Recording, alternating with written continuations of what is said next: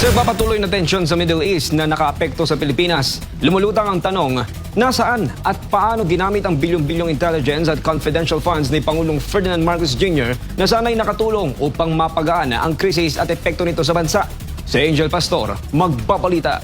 Umaabot sa 4.5 billion pesos ang intelligence funds ni Pangulong Ferdinand Marcos Jr. Matatandaang sa unang quarter ng 2025, hiniling ng palasyo ang paglalabas ng pondo para sa maagang pagtukoy ng mga banta at paghanda sa mga krisis. Pero ayon kay retired Brigadier General Carlos Kita, tila sa politika at sa pag-atake sa mga kritiko ng administrasyon, mas nakatuon ang pansin ng pamahalaan imbis na sa maagap na aksyon.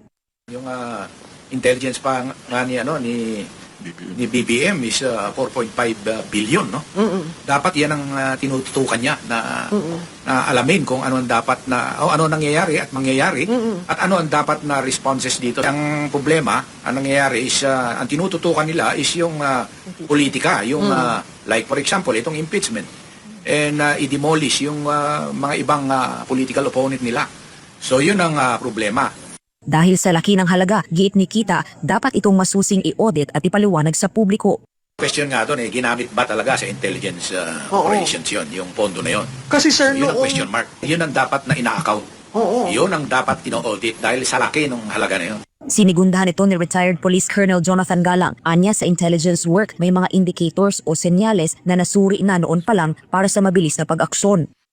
Sa intelligence po kasi meron pong tinatawag, ano po yan merong tactical, merong strategic intelligence. Sa halagang 4 billion, you should have been able to predict or evaluate yung nangyayari as early as last year. Kasi po may mga indicators as Ma'am Cecil was saying. May mga may mga lumalabas na indicators Iyan po yung mga tinitingnan sa intelligence operation. Tinitingnan niyo yung mga indicators, nagtutugma ba? Ito ba kailangan na ng action plan ito?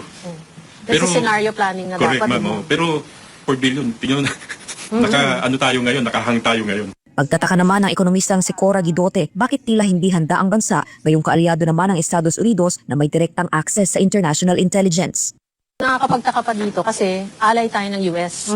Ang US ang nag-umpisa nung gera. So bakit hindi tayo nakakuha ng intelligence? Diba? Dapat nakahanda na tayo. Sa huli, giit ng mga eksperto, hindi sapat ang tambuhalang pondo kung wala namang konkreto at epektibong tugon sa panahon ng krisis. Para sa Diyos at Pilipinas kong mahal, Angel Pastor, SMNI News.